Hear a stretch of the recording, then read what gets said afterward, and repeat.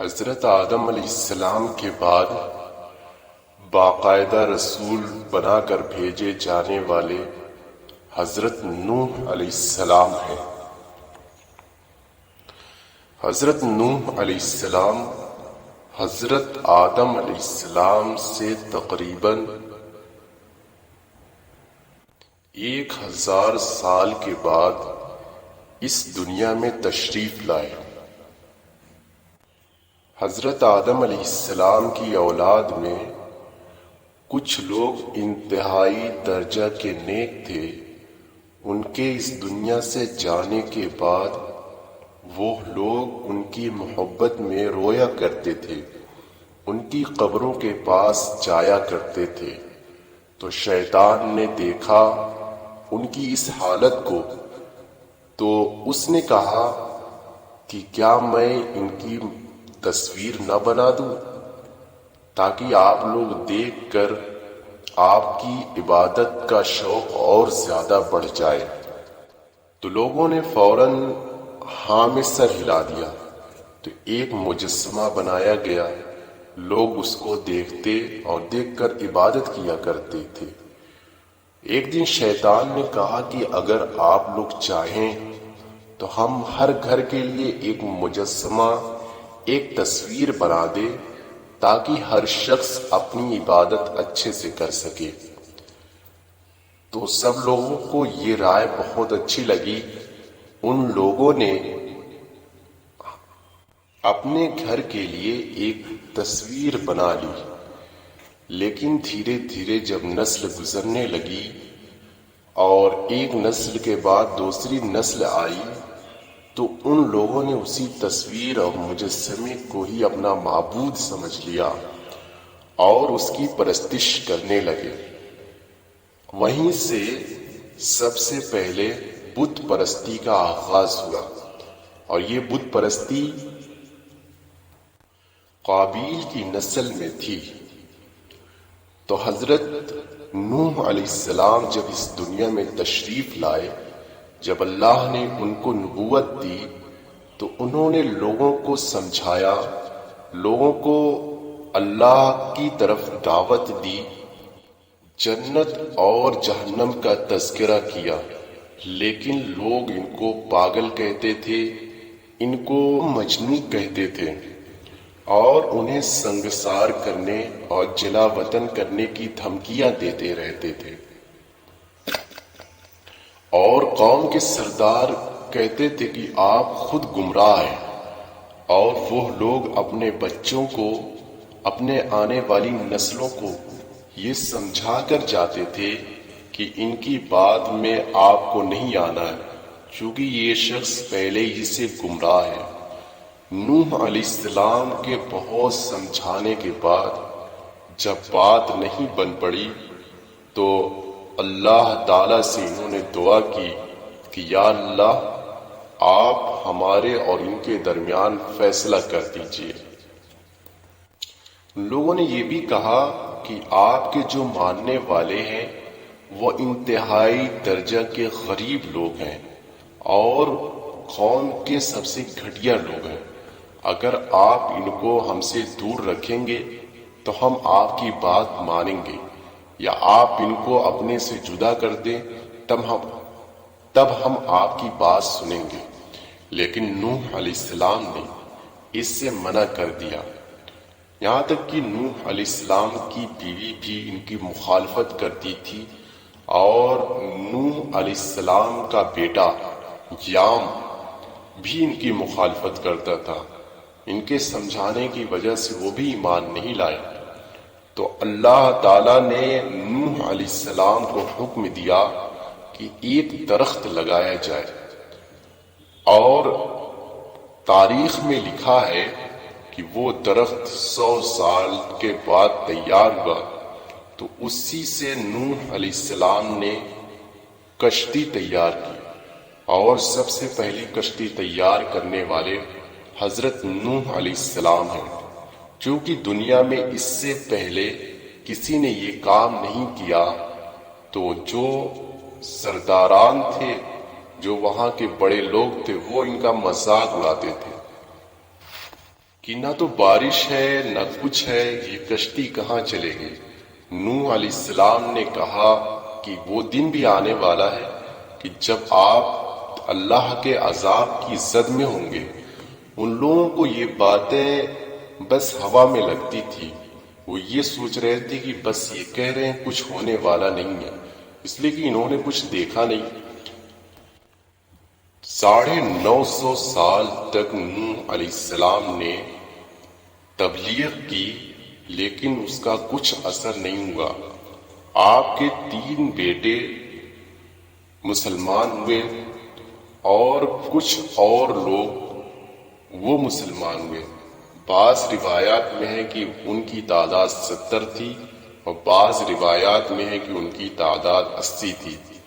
جب کشتی بن کے تیار ہو گئی تو اللہ تعالی نے حکم دیا کہ دنیا سے ہر جوڑے، جانور، چرند پرند، سب کے جوڑے، ایک ایک جوڑے کشتی میں سوار کر لیے جائیں۔ جب سب لوگ سوار ہو گئے تو اللہ تعالی نے آسمان کو حکم دیا، آسمان سے بارش شروع ہو گئی اور زمین کے ہر کونے سے پانی ابلنے لگا۔ نوح علیہ السلام نے اپنے بیٹے سے کہا کہ بیٹا، کیوں نافرمانوں میں ہو رہا ہے؟ تو اسلام قبول کر لے اور تجھے نجات مل جائے گی۔ آج کے دن کوئی کسی کو بچانے والا نہیں۔ اس نے کہا کہ میں پہاڑ کی سب سے اونچی چوٹی پر پہنچ جاؤں گا اور وہاں سے میں بچ جاؤں گا۔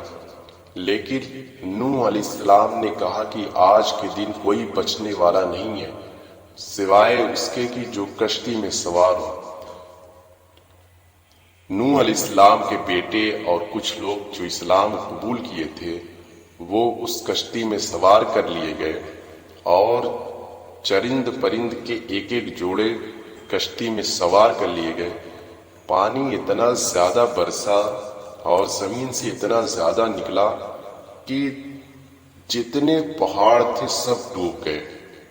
دنیا کے سب سے اونچے اونچے پہاڑ اس پانی میں ڈوب گئے، کوئی چیز پھر اس کے بعد نہیں بچی۔ اس سیلاب کے اندر کشتی پانی پر تیرتی رہی۔ پھر کچھ دن کے بعد جب دنیا کے جتنے کافر تھے سب ڈوب گئے، دنیا کی ہر چیز ڈوب گئی۔ 10 محرم کے دن دھیرے دھیرے کشتی جودی پہاڑ پر آ کر ٹھہری۔ حضرت ابو ہریرہ رضی اللہ تعالیٰ عنہ بیان کرتے ہیں کہ ایک روز رسول اللہ صلی اللہ علیہ وسلم یہود کی ایک جماعت کے قریب سے گزرے۔ انہوں نے 10 محرم کا روزہ رکھا ہوا تھا۔ آپ صلی اللہ علیہ وسلم نے دریافت کیا یہ کیسا روزہ ہے؟ انہوں نے کہا اس دن اللہ تعالی نے موسیٰ علیہ السلام اور بنی اسرائیل کو نجات دی تھی اور فرعون کو غرق کیا تھا، اور اسی دن نوح علیہ السلام کی کشتی جودی پہاڑ پر ٹھہری تھی۔ اس لیے نوح اور موسیٰ علیہ السلام نے اللہ کا شکر ادا کرنے کی غرض سے روزہ رکھا۔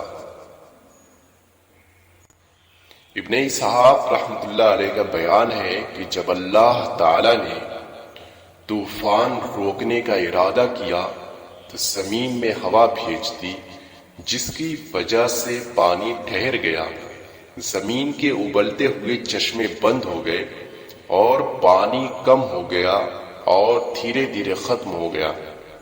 اور اہل کتاب اہل توریت کی رائے یہ ہے کہ کشتی 7ویں مہینے یعنی رجب کی 17 تاریخ کو جودی پہاڑ پر جا کر ٹھہری اور 10ویں مہینے یعنی شوال میں پہاڑوں کی چوٹیاں دکھائی دینے لگی۔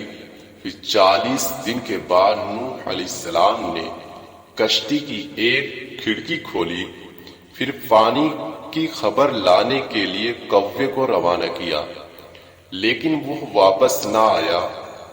پھر کبوتر کو روانہ کیا، وہ کچھ دیر بعد واپس آ گیا، لیکن اس پر کوئی ایسی علامت ظاہر نہ تھی جس سے پانی کے متعلق علم ہو سکے۔ نوح علیہ السلام نے اسے پکڑ کر اندر داخل کر دیا، پھر 7 روز بعد اسے دوبارہ بھیجا تو وہ شام کو واپس آیا، اس کے منہ میں زیتون کے پتے تھے۔ پھر 7 دن بعد بھیجا تو وہ واپس نہ آیا۔ نوح علیہ السلام سمجھ گئے کہ زمین کی بالائی سطح ظاہر ہو چکی ہے۔